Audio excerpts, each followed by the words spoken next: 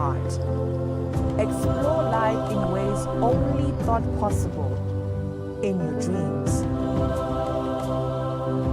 There are but a few places on earth so special, so unique, and so spectacular, where it becomes the rite of passage for the ambitious travelers, the courageous souls, to all have the one and only royal experience. That day when you look deep into your heart and leap into an ancient world so very different from your own, where magic, beauty, and love are shared forever, then you will have a royal experience. There is just one place on earth where the people make you feel a part of their kingdom, where you just might volunteer to awaken spirits, enrich minds, and work alongside communities to build, motivate, and inspire. This is truly the royal experience. When you dream of a different world, beyond the ordinary, beyond time, discover just how far you'll go to expand your understanding of life's greatest mysteries. There's just one place on this planet with so much to offer. Now is the time for you to have the royal experience.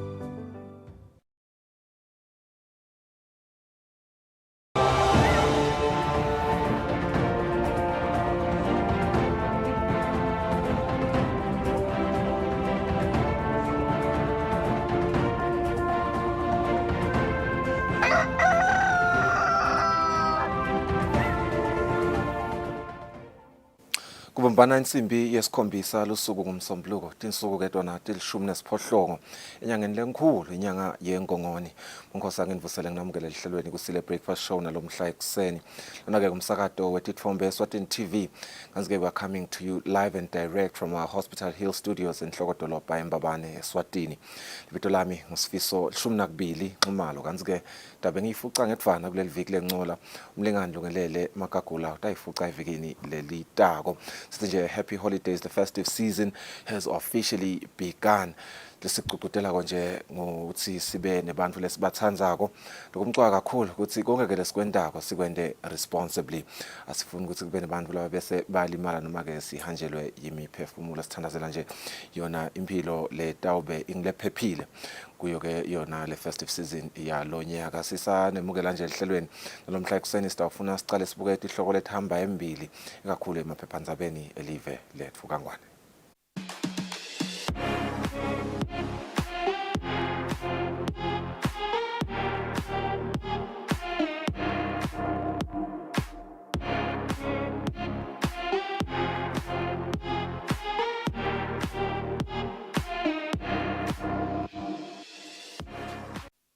Saqala sibuke lethamba embili ephephandzabeni Times of Eswatini.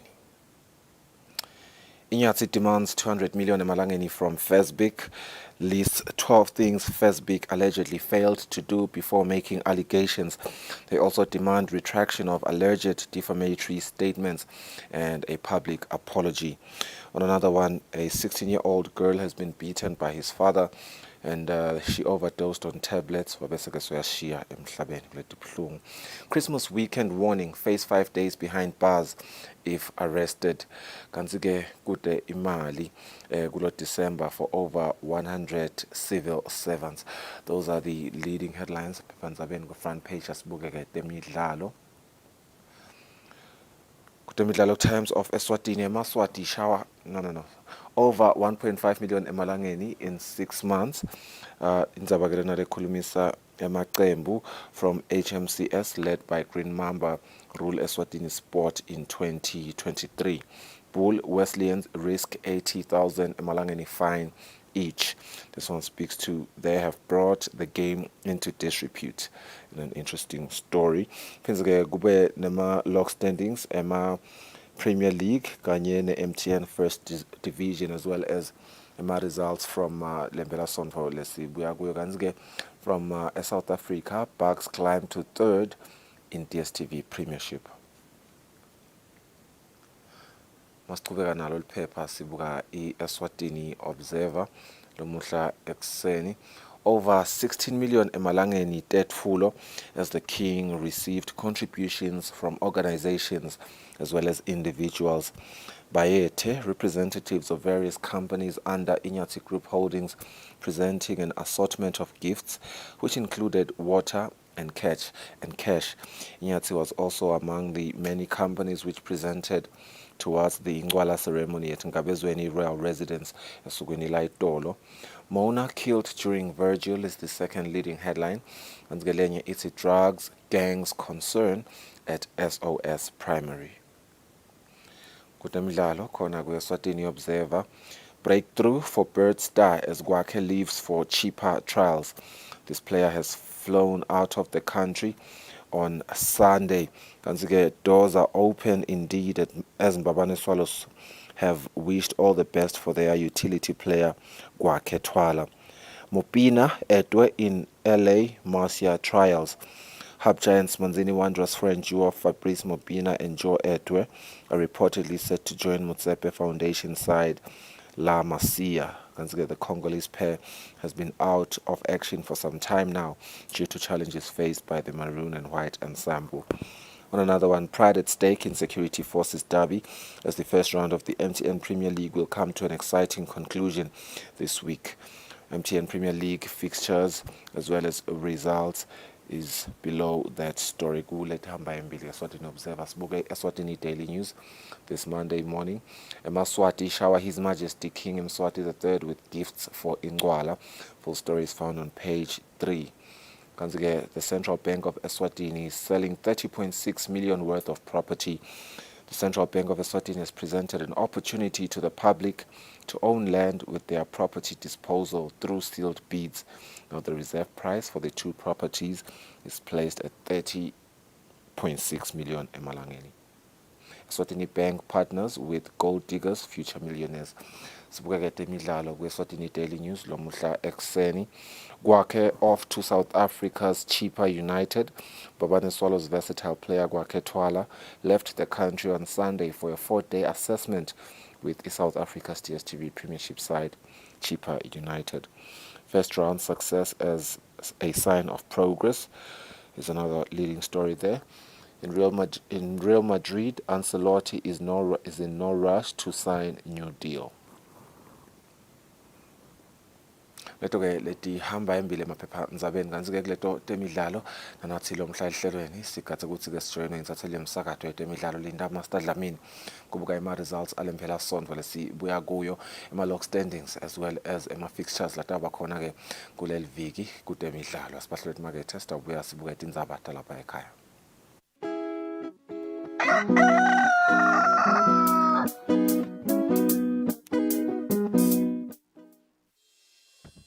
Umsakato wetithombe iEswatini TV utibophelele kuhlonipha nekulandzela umgomo wetekusakata loweluswe libandla letekuchumana eveni. Ngephansi kwalomgomo sitimisele kusakata tindzaba letenteka ngaleso sikhatsi tindzaba letite magama laqosheme letitsembekile letitsinza tonke tinhlangothi naletisebaleni kusukela kutepolitiki, tetemphilo, tekulima, tetinkantolo netemhlaba wonke jikelele siniletsela tindzaba njengoba tinjalo ngaleso sikhatsi letenteka ngaso. Kanzi kulomsakato siphindze sikulethele lonke luhlobo lwetemidlalo kusuka emidlalweni welibhola letinyawo kuye emidlalweni ledlalelwa ematafuleni kanye naleto letiqhamuka ngaphandle kwakuleli. Leti tindzaba lowutiletselwa ngumsakato wetithombe iEswatini TV.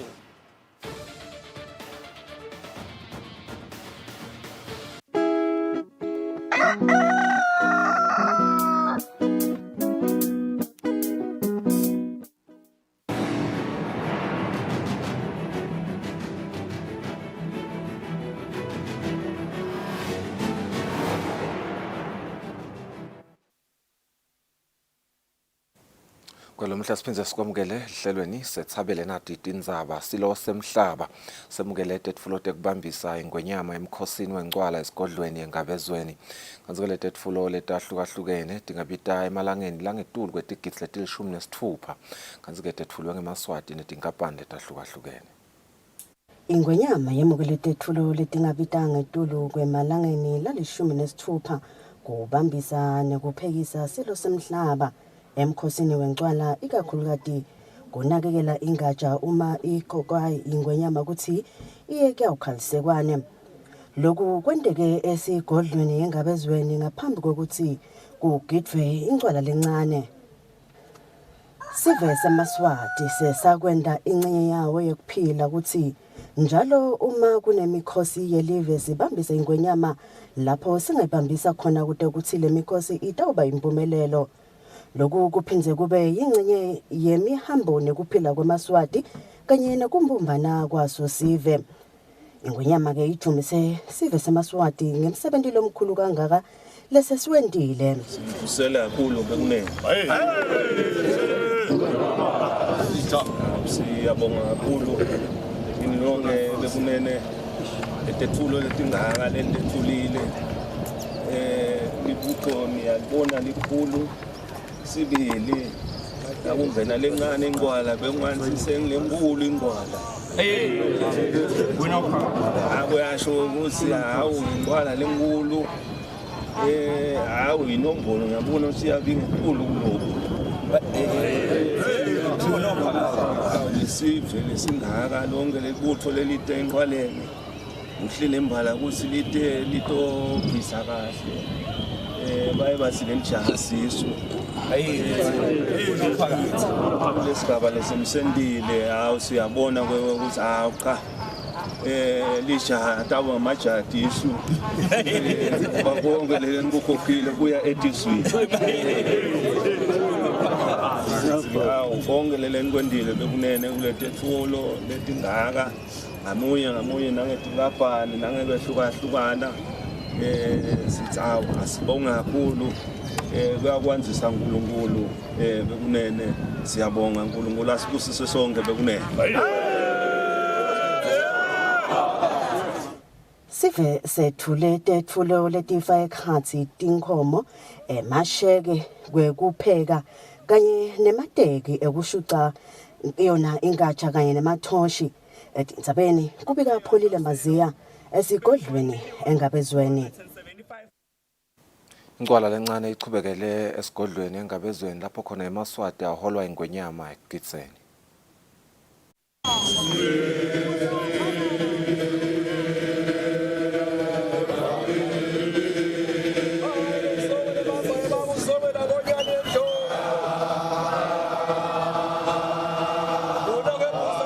Silo semhlaba sichubekile nekuhola lacwebetelako engomeni yakhe njengoba kuchubeka incwala lencane.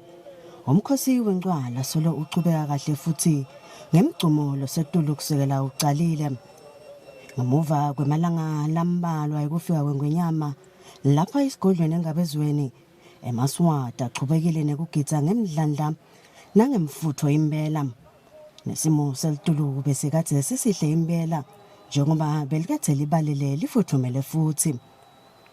Umkhosi ubheke ukuthi uchubeke kude kufike isikhathi lapho ingwenyama ikhokha khona ingatsha ukuthi iyeke ukhalisekwane bese ke kufika lilanga lelikhulu lencwala lenkulu. Etindzabeni kubika pholile maziya esigodlweni engabezweni. Indlovukazi Mhlekazi yachubeka nekhola sive ekugitseni incwala lencane leseloko ichubeka kahle esigodlweni elitsitsini kanti-ke sive silichamukise etindzaweni letahlukahlukene saphetha impelasonto sisingethe indlovu yemhlaba ekugitseni yona incwala lencane leseyihlanganise emalanga lasihlanu. Indlovu yemhlaba beyisingathwe nangoNdunankulu Russell Dlamini. Kwenteka konke lokhu nje uchubeke kahle umkhosi nasesigodlweni engabezweni lapho khona silo semhlaba sichubeka nekhola sive kiyo incwala lencane.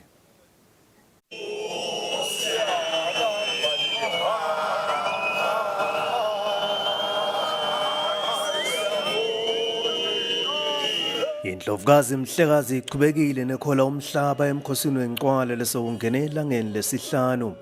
Bekukuhle kuthelile esigodlweni eludzidzini emaswati ayikhomba phasi ayikhomba etulu ahlanganiswe ngilomkhosi lonesisindo lesikhulu lophinze ubaluleke ekuphileni kwesive semaswati. Indlovu yemhlaba igithe isingathwe ngamakhosikazi engonyama yasingathwa balondolozi nebantu abenkosi nemabutho ngekwehlukana kwawo.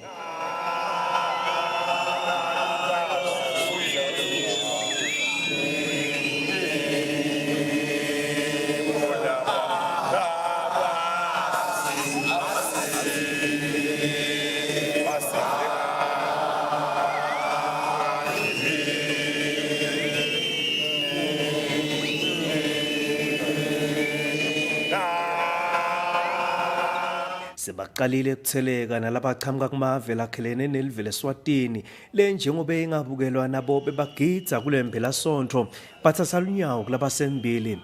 Bekusafika libandla leliqhamuka eveni laseZimbabwe kanti beliphiko letekuvakasha bathi sisetawenyuka sibalo sedivakashi letsingatha emakhosi kulo lomkhosi njengoba dikhona naletinye lesevele tibikile ukuthi tisendleleni lebheke khona emkhosini wenqwala.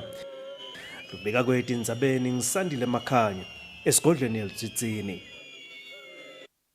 Babonga bayagangatsa khulumende labanye labahlaselwa siphepho lebesihambisana nesangcotho lesebatfolela usito lolufaka ekhatsi emathayela emaplango posimende khulumende lesinyeke salesive ngephansi kwenkhundla yasemphongwaneni sesivele silufakile loluphahla kunembiko.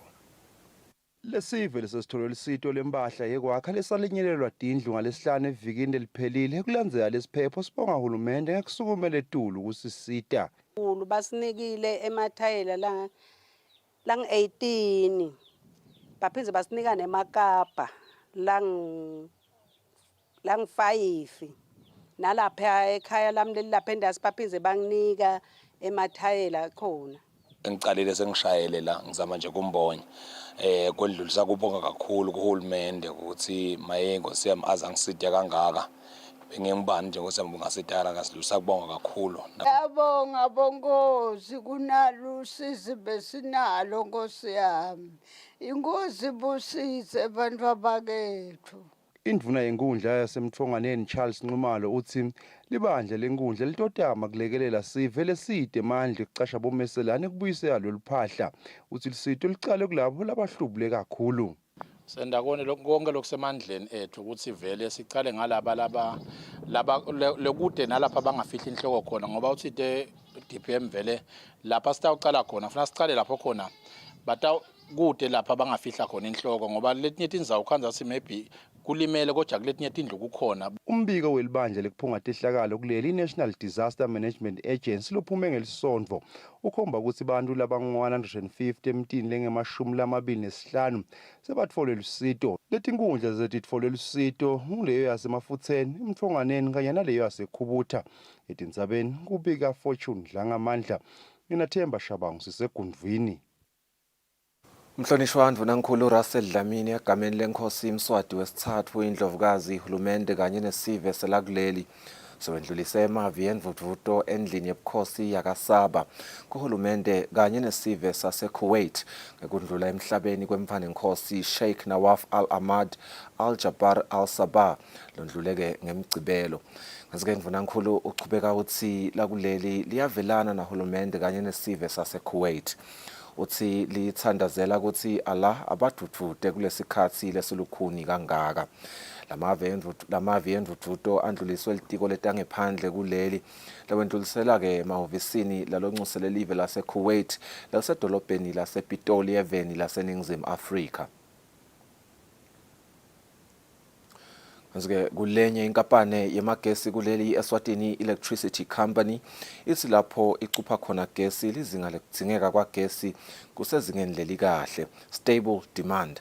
Ngekusho ke kwemphathi wetekuchumana netekumaketha kule nkampane ekhaya Mavuso uthi kulamaholide akhisimusi neminyaka lomusha gesi utawuba khona ngaphandle kwekuphadamiseka ikakhulu nangabe kutawuba bede lokungahle kuvele bekungaphatamisa njengetehlakalo kanti ke khabe kakhuluma emahovisini yale nkampane uma achaza ngekwabiwa kwagesi i-load shedding. Kanti-ke kulenye indzaba masipala welidolobha laseMankane likuhambisa embili kukhulumisana netinhlangothi letahlukene kuleli dolobha kude nato titofaka sandla etinhlelweni tentfutfuko kanye nekuvikela bucala kuleli dolobha. Loku-ke kuvakale ngamandla Madlopha longumphathi wamasipala waleli dolobha ngesikhathi kunemhlangano lobanjwa njalo ngeminyaka kuleli dolobha. Kanti kulenye indzaba umphathi welikhaya lebantfwana bemantfombatana i-Site of Hope Alicia Mkhombe uthi ngekubuka ukuthi ingxenye yebantfwana bemantfombatane labakhulelwe basesebancane bagcine-ke bede likusasa. Mkhombe uthi kungaleso sizathu babese bangeta luhlelo lokunakekela labantfwana bemantfombatane kanye netinswane lesebanato. Mkhombe abekhuluma emsebentini lapho i-Rotary Club yasenhlangano lesakhankhanywa bekade inikelela lelikhaya lemantfombatane. Kanti-ke kulenye indzaba lebukete emgwaco takhamuti letisondelene nemgwaco longithela wayeka losuka emhlaleni uyofika enhlangano tithi-ke kuvalwa kwema-potholes kanye nekufakwa kabusha kwelitiyela umgamu lomudze kuletinye tindzawo kulomgwaco sekwenta abashayeli ukuthi bahambe ngelitubane lelisetulu kakhulu. Kanti-ke umchumaniso wamaphoyisa kanye nesive senior superintendent Phindile Vilakati ngemuva kwekuva kukhala kwalesive ucele abashayeli ukuthi abangagijimisi kodwa balandzele timphawu temgwaco letibekiwe. Kanti-ke ngakulokunye letakhamuti tiphindze tacela litiko lemsebenti lemikhulu nekutfutsa kanye-ke kutsi-ke lifake ama-speed humps nabo fenisi kuvikela imfuyo ukuthi ingangeni emgwacweni. Jinjela lomkhulu kuleli tiko Vincent Dlamini ucele sive lesinemfuyo ukuthi asiyinake imfuyo yaso wengetane kwekuthi-ke litiko litawufaka bofenisi kuncanza imfuyo. Ukhude umkhuba wekweba Dlamini-ke ungetene kwekuthi ema-speed humps batawabuyisela lawo bekavele akhona ngoba ngesikwakhona umgwaco longithela wayeka akukameli abe nawo lamanyenti. Lesive sibeke kanjena naso-ke nasikhala ngetimotolo letihamba ngelitubane lelisetulu kulomgwaco. Kanti-ke sichubeka nato tindzaba libandla lelibukete emvelo i-Eswatini Environmental Authority solo liyachubeka nekutfola imibiko yetigameko lapho kutfolakala bantfu balahla tibi etindzaweni letingakafaneli. Umphathi waleli bandla agcina dladla uthi ngaphandle kwebantfu labalahla tibi emifuleni nasemgwacweni bakhona labalahla tibi letiyingoti letifaka ekhatsi tibi letisebentiswa etibhedlela. Dladla bekakhuluma nakakhutsata sive ukuthi silahle tibi lapho kufanele khona nakulamaholidi. Umchumaniso wamaphoyisa nesive Phindile Vilakati uthi babebane bantfu labashona etigamekweni letahlukene letibikwe emaphoyiseni kule mpelasonto. Njalo konke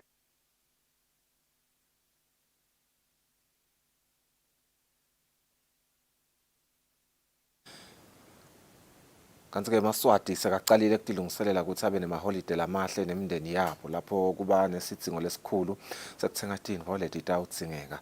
Sanele Sibiya lofundzisa tifundvo tema-economics enyuvesi yalakuleli uthe Maswati asaphuma angena etitolo nasetindzaweni tekutijabulisa akangakhohlwa konga. Sibiya utsi indlela lengcono yekonga kutsi eMaswati atilungiselele kusacala wona umnyaka.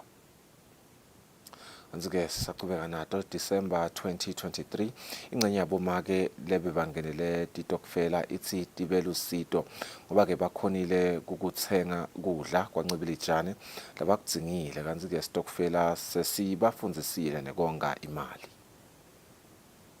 bangenele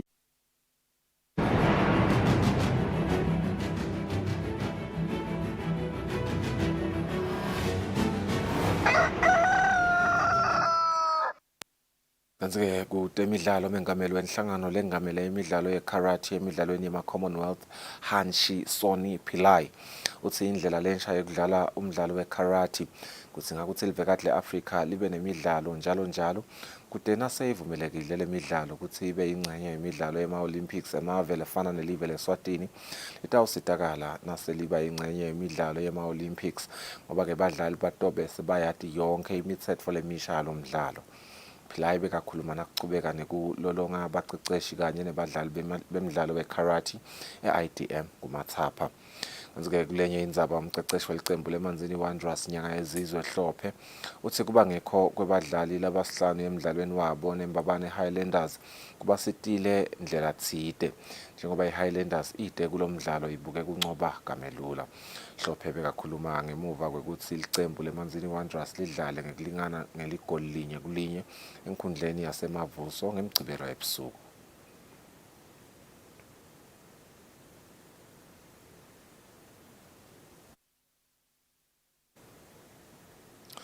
Stabahlola imakethe sibuye sibuke letinye tindzaba leziqhamuka ngaphandle kwakuleli.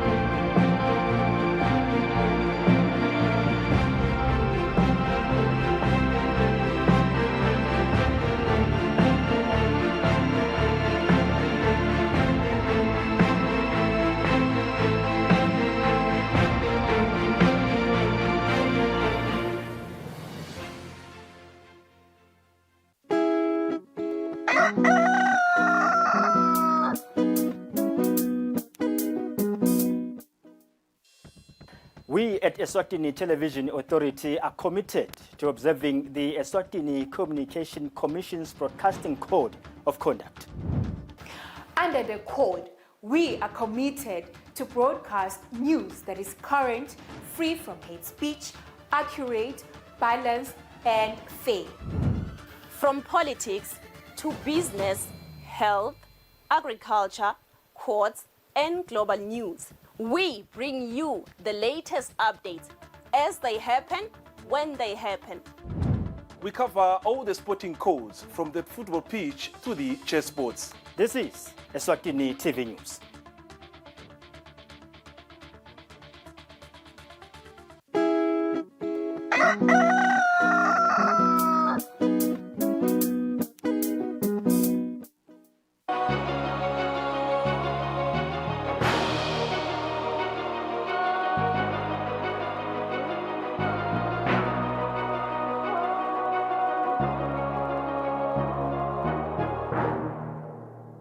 Welcome back to the program. Now let's look at international news. The Israeli military admitted to and apologized for mistakenly killing 3 hostages held by Hamas in northern Gaza on Friday. Following the news, hundreds of protesters gathered outside the Israeli Defense Ministry in Tel Aviv, demanding that Israel do more to secure the release of the remaining hostages.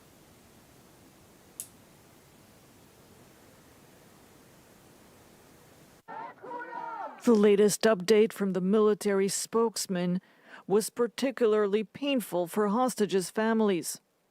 במהלך הקרבות בסג'איה, כוח צה"ל זיהה בשוגג 3 ישראלים חטופים כאיום. כתוצאה מכך, הכוח ירה לעברם והם נהרגו. The 3 hostages were 2 residents of Kfar Aza and a Bedouin man who worked in Nir Am, all in their 20s. They were abducted from their kibbutzes on October 7th. אנחנו מעריכים שהם או הצליחו לברוח או ננטשו בגלל הקרבות שמתחוללים בסג'איה. In Tel Aviv, where a number of hostages' families had been demanding that the government negotiate a swap deal, hundreds protested on Friday. וכמה יחכו החטופים והחטופות שם בעזה? כמה זמן נוכל לחכות? כמה משפחות עוד יקבלו את הבשורה הקשה? אל תיתנו לזה להימשך. עסקה עכשיו! Military authorities say that they have updated guidelines to avoid new deadly incidents. But hostages' families are now even more terrified for their loved ones. The Israeli army has stepped up its raids in the occupied West Bank since the start of the war in October 7. Correspondent Claire Duhamel was in Jenin during one of these military incursions, which lasted 3 days.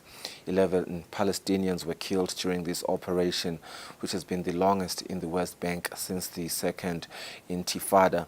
Warning, some viewers may find the images in this report disturbing. For 3 days, the buzzing from drones over Jenin has been incessant. The Israeli army invades the large Palestinian city, sirens wail, and only a few residents venture outside. Soldiers arrest young Palestinians as hundreds are detained and questioned inside the camp. This young Palestinian fighter, member of an armed brigade, agrees to an interview. The situation in the camp is very difficult. One part of the neighbourhood is extremely small, with 300 Palestinians in narrow streets. The army first deployed its forces with 250 elite soldiers. All the units of the occupying army have been deployed. On the third day of the incursion, word gets out the army is leaving. Residents come outside to see the damage. During the raid, hundreds of houses were searched and the camp's infrastructure was bulldozed.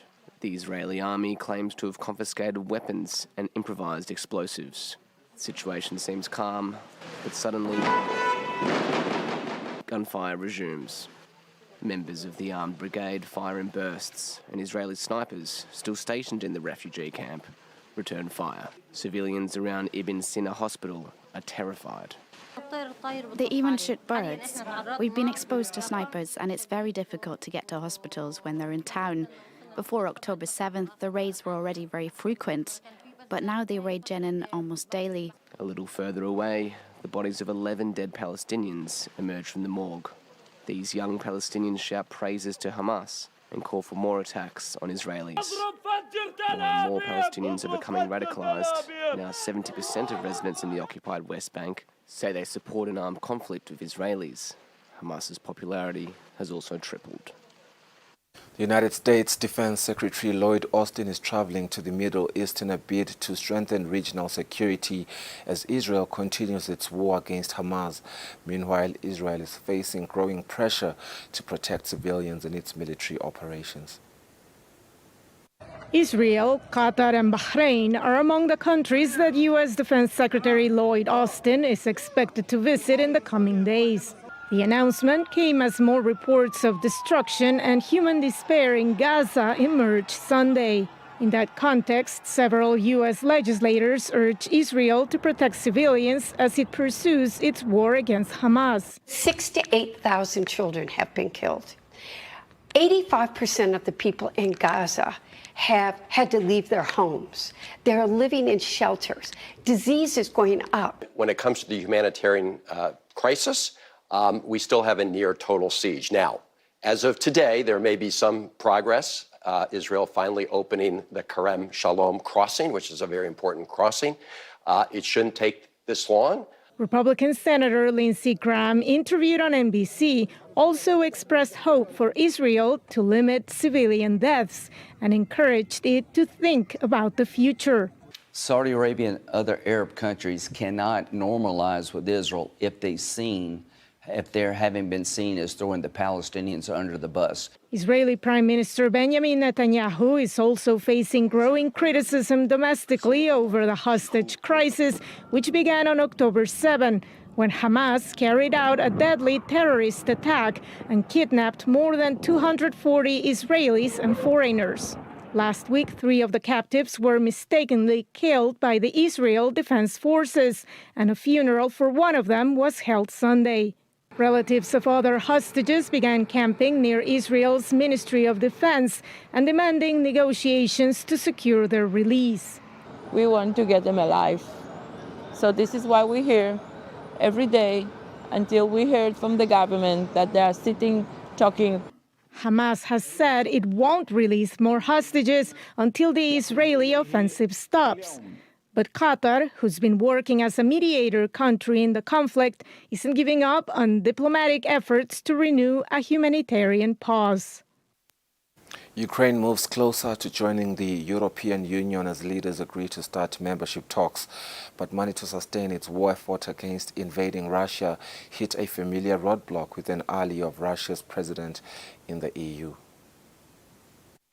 Rescue workers fight flames in Ukraine's Odessa region after a downed drone starts a fire in a residential area, killing at least one civilian. Ukraine's Air Force said it destroyed 20 Russian drones overnight, and the regional governor said it was the third Russian airstrike in the past week. As Ukraine readies for another winter at war with Russia, European leaders met late last week in the Belgian capital to discuss Ukraine's bid to join the EU. 26 member states decided to support the proposal of a review of the multi-annual framework. 26, this is not enough to make a legally binding decision. The European Union consists of 27 member states. All 27 must unanimously approve other nations joining the fold. The lone holdout to Ukraine's accession remains Hungarian Prime Minister Viktor Orban, considered Russian President Vladimir Putin's strongest ally in the EU. After what's been described as a stalemate in Brussels, German Chancellor Olaf Scholz says he suggested that Orban leave the room while the other 26 nations discussed a €50 billion aid package to Ukraine, something Orban so far refuses to support.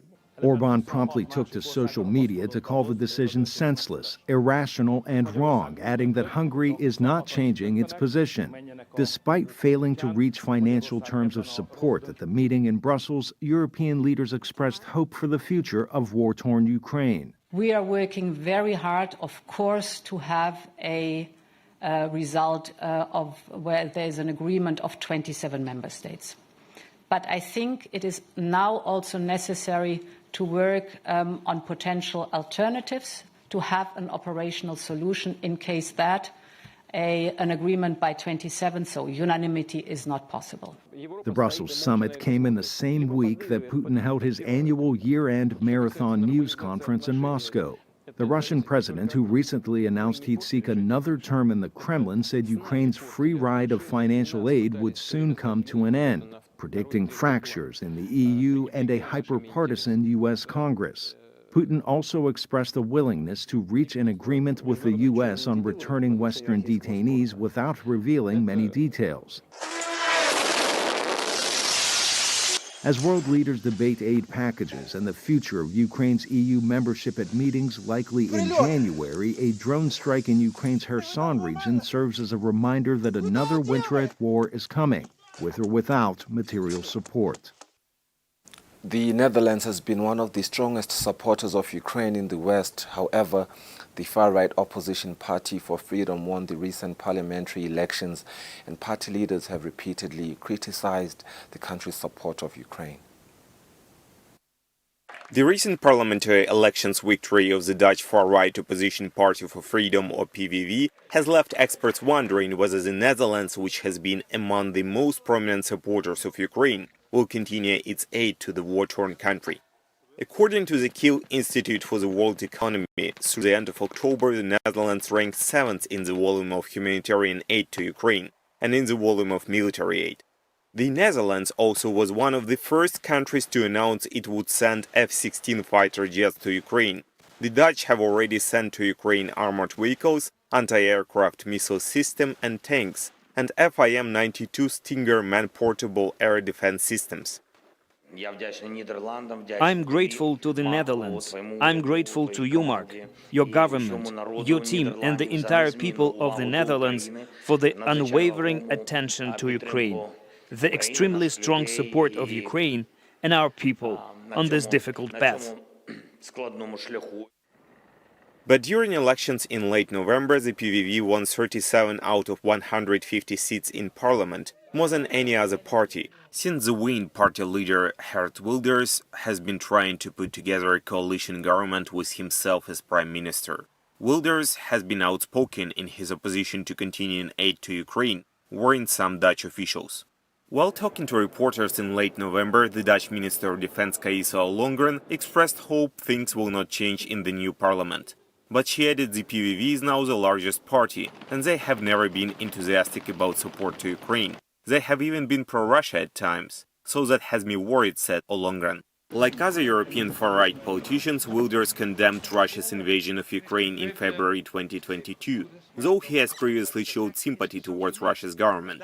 Wilders has also said that the Netherlands should support Ukraine strictly politically, without sending it either financial or military aid. Rena Couperus with the Cleandale Institute says Netherlands' future aid to Ukraine remains an open issue. So there were some links between Geert Wilders' party and the Putin administration, but they were completely diminished. They were over. Now Wilders is supporting Ukraine. And he's saying there's an aggression war of Russia against Ukraine. So he changed his position there dramatically. Experts say the results of the Dutch parliamentary elections show the strengthening of the far-right parties in the West, which might have consequences not just for Ukraine, but for the future of all Europe. The leaders of Guyana and Venezuela promised in a tense meeting on Thursday that neither side would use threats or force against the other, but failed to reach agreement on how to address a better dispute over a vast border region rich with oil and minerals that has concerned many in the region. Instead, a joint commission composed of the foreign ministers of both countries and other officials will address the problem, with the report expected within 3 months. Guyanese President Ifan Ali and Venezuelan President Nicolas Maduro agreed to meet again in Brazil within 3 months or at another agreed upon time. Now, according to an 11-point declaration read at a press briefing late Thursday, at which no questions were allowed. Stepping up into the spotlight while stepping back his rhetoric. Venezuelan President Nicolas Maduro returned from talks with Guyana's president over the oil-rich area of Essequibo.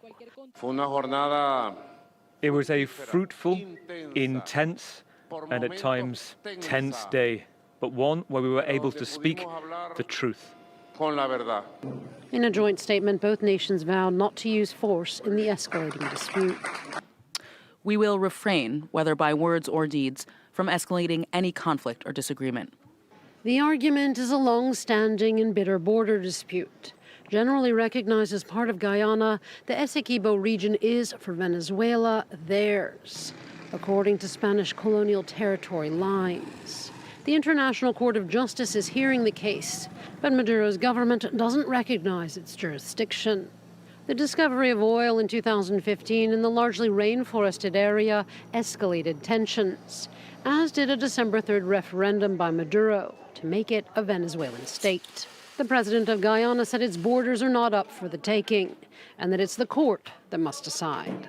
We have no other ambition than to pursue the peaceful coexistence with Venezuela and every country in this region. Maduro's renewed claims to the oil-rich area come as he's preparing for elections in 2024. The referendum and the disagreement could be a means of drumming up support at home. Meanwhile, Guyana has tried to reassure American oil investors. Both nations agreed to pick up talks in the next 3 months. Wena lo muhle sidabahlola ndimakethe masinyane sitawubuya sibukete imidlalo nithathele emsakato yadoda emidlalo Linda Master Dlamini ungayinzawo.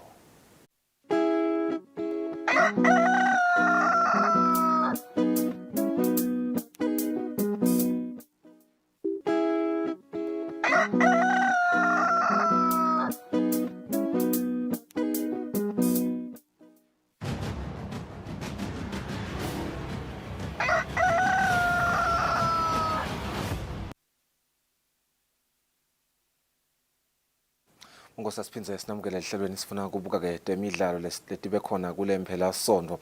MTN Premier League yalapha ekhaya master ngisakwamukela nje ehlelweni babukele emakhaya. I want us to take note ukuthi sibone ama game lengasho ukuthi asisi nje mabombe kuyimphela sonto ema draw. About 4 to 5 games badrawile lamacembe kadlala lapho lokwente kwaba interesting kakhulu nasibuka nama results ayo imphela sonto, and we are jumping right straight into it because of time, master, by the way. Babane Highlanders versus Manzini Wanderers was one of Emma games living ngasho ukuthi bekagadwe ngemehlo labo, an interesting result there as well. Dissect one by one siqale ngayo lena, master. Yes, kuba idraw lapha ngicabanga misprint. Babane Highlanders versus Manzini Wanderers khona enkundleni yasemavuso lapho khona bakule game yadlala late nawubuka ukuthi cishe negame lebeyilandzele leyo game leyo nayo iyadlala ngicabanga nje sifisa ukuthi njoba usho ukuthi incumbi yalama games lawa bekuma draws but namagoli ke ashayiwe sifiso nawubuka ukuthi bomanzini sibet bomadlenya ishayi Young Buffaloes 2-0 ngicabanga ukuthi for imadlenya nawubuka ukuthi kusuka le ngaphasi ikhona le iyahamba khona 5 games imdraw engashaya igoli ingendini nje ithola nje lawo ma 1.1 point yabuya yakhala phansi Green Mamba lokhu seyibuya ke ishaya Young Buffaloes nga 2-0 but again singizini not Spurs endasenhlangano yakhona ukuthi iwine ku Denver Sundowns 1-0 ngicabanga se big win for them. Rangers game before le ensingizini not Spurs ne Denver bekudlala iRangers ne Green Mamba lapho khona labanengi bebacabanga ukuthi mhlambe iGreen Mamba itawuhamba kalula. Beautiful game of football khona inhlangano ku Rangers nayo iGreen Mamba passing game ngicabanga ukuthi lo 2-2 ufakazela kona lokho lokusho ukuthi lama teams adlala kahle awashaya amagoli. Nawubuka ilog esifiso iGreen Mamba even though idrawile idrawene nayo iRangers but still ihleli lapha etulo esicongweni inamaphuzu lang 27 babana Swallows yadraw ngeweekend ngicabanga ukuthi yatendela phasi kudraw bedlala neEzulwini United yageja ipenalty late in the game penalty yakhe kwakhe layigeja ngicabanga ukuthi kubabeka ku 23 points kanzi kube kuthiwa bayiwina le game mhlambe ngasikhuluma ukuthi bana 25 balandzela yona iGreen Mamba ngamaphuzu lang 2 so ngicabanga ukuthi Madlenya nayo ilingana nayo imbabane Swallows. Madlenya kamele ngabe number 2 master looking at the goal difference akusebenzi inakhuza kule excuse me akusebenzi bo goal difference noma kungathiwa ifinal lock standing iba kanje kutawubuka head to head ukuthi first round indlale kanjani letinvo leto umkhathi kuyogcina kuyo i-goal difference ina 23 nembabane Swallows ina 23 bese kuthi i-Royal Leopard lehleti number 4 inamaphuzu lang 22 ngicabanga ukuthi nayo uyayibona iform yayo ukuthi kule last 5 games bawine 2 emidlalo ba draw 3 so ngicabanga ukuthi le inconsistency kuyo i-Royal Leopard ekuwineni ema games ngicabanga ukuthi ngiyo lokuyimosha kakhulu because utawu comparison nama teams lalapha ngetulo kune Green Mamba iGreen Mamba ku last 5 games idraw only 2 yawina 3 ayikaze yaluza ku last 5 mbabane Swallows nayo ina 2 idraw 3 yes nakhona le inconsistency because uyadzinga ukuthi uwine ema games uto catch up nayo yona iGreen Mamba bese sekuba nembabana Highlanders njoba ngisho ukuthi yadraw over the weekend idlala nayo iManzini Wanderers 1-1 ina 21 umaphuzu ihleli ku number 5 Young Buffaloes lekhale pass kuyo imadlenya ina 17 points uyabona nayo last 5 games idliwe kabili kudliwa kwayo kabili yaphinza wina kabili yadraw kanye ngicabanga ukuthi nakhona Young Buffaloes akusiyo mbamba iform yabo le nawubuka lama quality players labanawo lapha kule team ukhuluma ngabo Alimatse ukhuluma ngabo Saviola ubuyile incumbi nje basekhona even nabo Sihlangu ku defense so ungagatsa ukuthi mhlambe benengcono ilove nsingizini not Spurs Manzini Sibet bayalandzelana but lengaphasi sifiso ngifuna ukukhuluma ngalo macembu la ngaphasi Monen Pirates sibonile evikini leliphelile noma bakhulula umceceshi wabo eKhabot Masosha lo bese ke so akasayi nje khashani wavele wetala kuManzini Wanderers ngicabanga ukuthi and received his first loss no badrawile ngeweekend nabadlala nayo imbabane Highlanders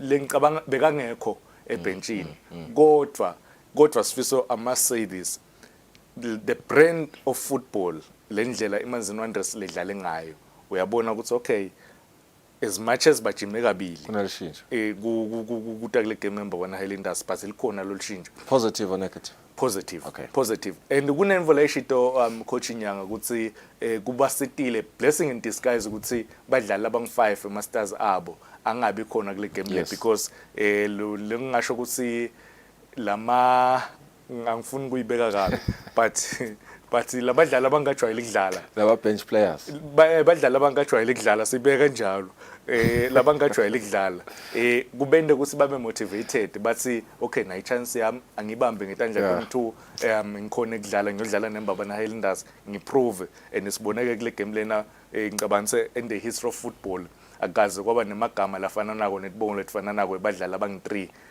kuyo iManzini Wanderers bolinda msibonge bobathathu, so ngicabanga ukuthi history, but idlale kahle kakhulu Manzini Wanderers even though ina 6 ngaphuzu in number 2 emsileni. Interesting, Master. We're going to jump straight into the English Premier League, where Arsenal is back at the top of the log standings. Liverpool was there for a few minutes, been 15 minutes of fame, yabo. But Arsenal is back after beating 9th seeded Brighton.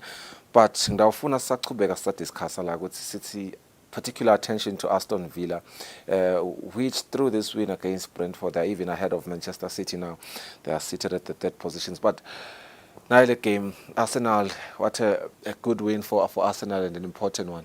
First win Arsenal Emirates against Brighton in 5 games. Wow.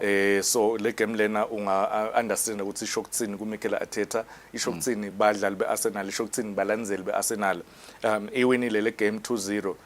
Gabriel Jesus ukorile na Kai Havertz ukorile lekwende ukuthi yona iArsenal ihlale ngivile bema commentators athi temporarily ngalo ukuthi iLiverpool beyisatodlala neManchester United later, everyone beka assume ukuthi iLiverpool taba yokhova kuManchester United, but kwangabi kanjalo, but good game kuyo Kai Havertz na Gabriel Jesus lebabe ne clean sheet ekhaya, but njengoba ngisho ukuthi igame lelandzele yeLiverpool neManchester United le game lena isifiso building up kule game le imbadlali beManchester United ma first team players la kangekho kule game le, including their captain Bruno Fernandes bayendlula ku5, so ngicabanga ukuthi Manchester United Erik ten Hag badlale kahle kule game le, nalokuthi beba away base Anfield later kule game le dalo i-defender eManchester United ibese ithola i-red card ngiyathi ukuthi kutawuthiwa 10 men Manchester United ibambe but good game kuyo iManchester United sibone i-partnership ya Varane na Evans for the first time solo bafikile kuManchester United, otherwise badlale kahle kuMidfield Amrabat bekakhona, McTominay bekadlala i-role ya Bruno Fernandes, then Højlund adlala i-holding lo number 9, then ngalaka left kuna Garnacho lengicabanga ukuthi ngale ngenhla kuna Anton badlale kahle kakhulu Swiso, angeke bese sibadlela umona eManchester United if maybe le form le yes ngiyathi ukuthi ngegame yinye ngeke usho lokho, but if le form lena eManchester United ingayithatha positively ihambe nayo ichubeke nayo, ngicabanga ukuthi kunenge labanga achieve iLiverpool next game yabo eAnfield iArsenal kutawudzinga ukuthi babuye babuyise isithundi sabo, but ukhulume ngaAston Villa neBrentford, iBrentford kule game lena yakora kuqala sifiso iganzi iAston Villa beyine chance ukuthi nayiwina le game le because neArsenal beyidlala nayiwina Arsenal ingawini iyahlala esicongweni iAston Villa, so ngicabanga ukuthi uya-understand sifiso indlela yena Unai Emery la ihlanganise ngayo i-team yeAston Villa kuhle kakhulu kuyancomeka. West Ham versus Wolves kule game lena sibone Paqueta abanema assist lamathathu kule game lena 2 wawo abe akudos umdlalo waseGhana lushaye 2 beautiful goals. Ngicabanga ukuthi for West Ham igame yabo ibe inhle kakhulu le, bese kuthi on Saturday adlala ke emaqembu Chelsea versus Sheffield United, yadlala iChelsea yawina 2-0. Manchester City ibeyidlala neCrystal Palace idlala ekhaya everyone beka ema odds beka khomba ukuthi Manchester City itawukhona ukuthi iwine ku Crystal Palace, but Crystal Palace ya equalizer late kule game lena. Newcastle iwinile ku Fulham 3-0 nabo lokuba boostile because babuya kuyophuma ku Champions League. Everton versus Burnley uyakhumbula Sifiso ngicaba ukuthi le kutaba ngumlandvo Everton i-deductelwe 10 points nakusaqala yona isizini lokubende ukuthi bahlale emsileni, but right now Sifiso right now banamaphuzu lang 16. Imagine kube bangaba deductelwe 10 points ngabe bak 26, so bawinile against Burnley 2-0 away Turf Moor ekhabo Burnley. So ngicabanga ukuthi le results ibanika lo i-boost kakhulu yona i-Everton, but ke on Friday Spurs bezidlala Nottingham Forest sawina Spurs 2-0 nabo batawufuna ukuthi babuye baboosteke because bang number 5 banamaphuzu lang 33, so uyabona ukuthi kuthayithi kanganani lapha eTulu. Ngeke uba count out Manchester City ina 34. Yes, ngeke uzo count out never, because Kevin De Bruyne usatobuya nakabuya Kevin De Bruyne tiyashintsha tinto khabo Manchester City. Aston Villa ngicabanga ukuthi una Emery yakhombisa ukuthi une experience kanganani eEurope. Nawubuka Aston Villa ukuthi bongeke uzoyicabange lapha ukuthi ingabambana neLiverpool ngamapoint. Arsenal obvious vele this year basigathakala ukuthi bende ngcono than last season. Newcastle njoba ngishilo ku number 6 ina 29 points balanzelana neManchester United. Manchester United ipoint labalitholile kuLiverpool babooste kakhulu, but lengaphasi kune Sheffield United, kune Burnley, kune Luton Town. Ngicabanga for Sheffield United in fact lama teams lawa ngiwo lapho nyothiwe kule season lesibuya kuyo ngendlela nje labalanzelana ngayo baqhamuka ku championship. So one of them noma two wabo la batawurelegator if Vincent Kompany anga improve ku Burnley naye angatibona ehla abuyela ku Sky Bet Championship. Master, ngifuna sigcumese lapha kula liga. Jude Bellingham opening emagoli itolo nabadlala neVillarreal. I think Real Madrid is a very separator, Master, and the way they've been consistent kungenda ngikhathateke as a Barcelona fan ngoba thine as a Real Madrid idlala impressively kaso kisa outfollow ukubona ukuthi kwenzakalani ngale Barcelona. Sidrawile nje kule mphela sonto egamini. Yes, Valencia is a good team, but I was expecting Barcelona ekuthenini looking at how Real Madrid is playing and how Girona is playing bafuna kunyusa amasokisi abo ekuthenini bakhompete lapha ku top 3. Sifiso njoba usho ukuthi iReal Madrid bedlala nayo iVillarreal and Jude Bellingham unkumbuta Frank Lampard. Ngiyathi lo sile comparison abafanani, but the way most of the time ubakhanzi basekhathe boxini noma bafuna kushaya amagoli. Ngicabanga ukuthi yena Jude Bellingham unaleyo nakhuza leyo kufanana na Frank Lampard. Bawinile 4-1 against Villarreal. Rodrigo Modric naye ukorile kule game le lokubende ukuthi bachubeke bahlale lapha etulo esicongweni sayo iLa Liga. But njengoba usho iBarcelona idrawile bedlala away idlala neValencia ya draw 1-1. Atletico Madrid ikhale pass ku Athletic Bilbao and bengigathi ukuthi ke iAtletico Madrid kule game le ikore lokungenani, but ayikakore khale pass Athletic Bilbao ngamagoli amabili ecanzeni.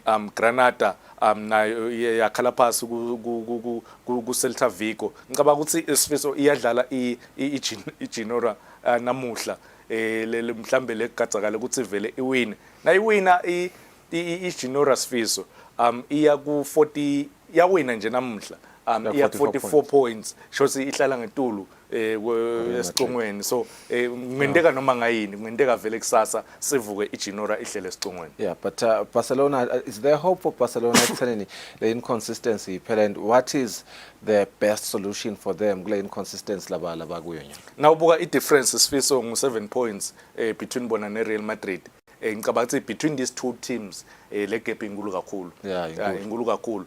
So ngicabanga ukuthi if maybe iBarcelona in the next game ingakhona ukuthi wine lang 4 kulandzelana, then ingabuya i-compete. But if ingeke ize khona kuwina onke la ngu-4 kulandzelana, then seba out. But it's tricky because iwina nje kufuna ithandazele kusala amanye at least adraw noma ahle adliwe, and which is looking unlikely right now.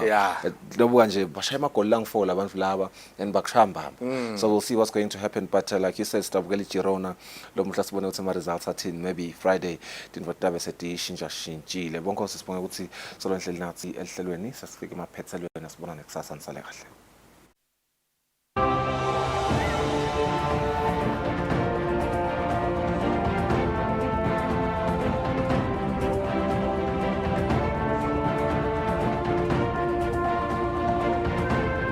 Ah!